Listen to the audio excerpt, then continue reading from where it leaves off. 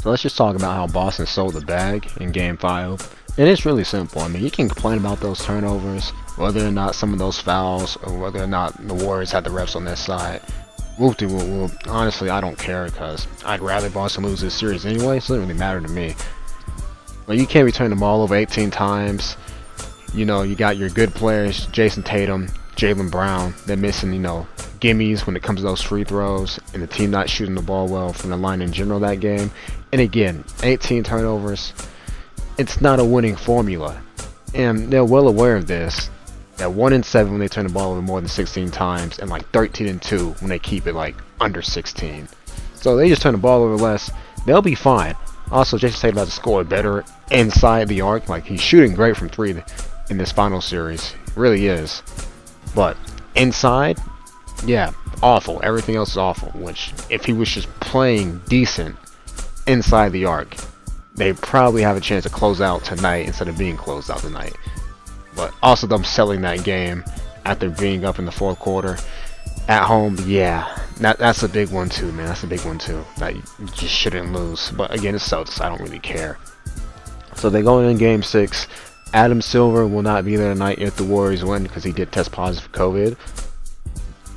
So if you ask me, that means we're going back to Chase Center for Game 7. If it goes to Chase Center in Game 7, then I would honestly lean towards the Celtics winning that game again. I mean, Golden State did lose Game 7 after being 73-9, 6 years ago. So, yeah, and I still think Boston has, like, a better roster still. Yeah, they got the better roster. Golden State has the best player in the series. And all that talk about Steph Curry having a bad game in Game 5, didn't make any threes, 0 for 9, only had 16 points, right? Yeah, it's still his Finals MVP. The only way he doesn't get Finals MVP, Andrew Wiggins has to score 100 points in the closeout game, or, they just lose the series outright. That's the only way he doesn't get it. But Steph Curry can have another stinker tonight, and he'll still be the Finals MVP if they win. So, yeah, I don't get that talk. And it's not like we've seen great players in Finals MVP that have bad games before. Like 2010 with the Lakers. Kobe shot awful in that last game, in Game 7. 6 for 24. Well, guess who got it? Guess who got that W? The Lakers. What a great series. But that last game, a lot of bricks around.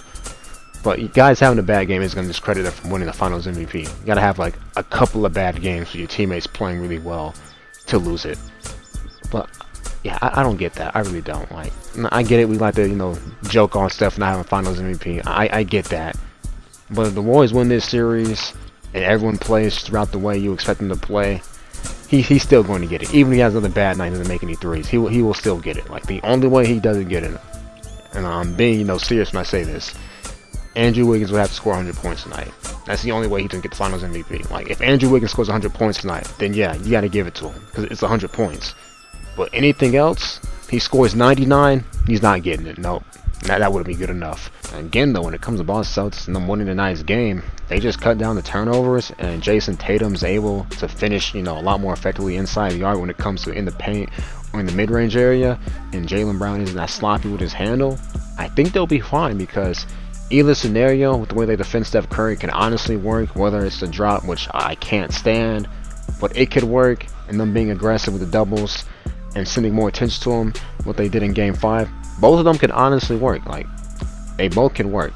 They just can't return the ball over 18 times and expect to win either way, because that simply will not happen. Well, I don't know what they're going to do tonight. They also got to make sure they do a better job of just getting Wiggins off the board. Like, I know Wiggins is athletic.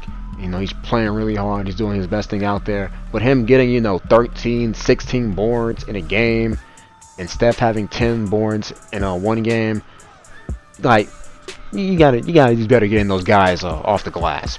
Like, I'm just saying, like, I get it. People's rebounds are going to go up because these guys are playing a lot more minutes. Like, they're not getting out the game as often as they would in a regular season game.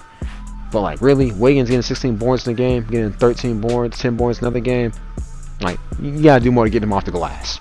But I definitely will have a video, win or lose, regardless of the team tonight. I know my playoff coverage hasn't been the best, but there's nothing much you can do with these blowouts besides saying one team sucked and the team did not. But out the way, ladies and gentlemen, y'all stay safe. I'm out.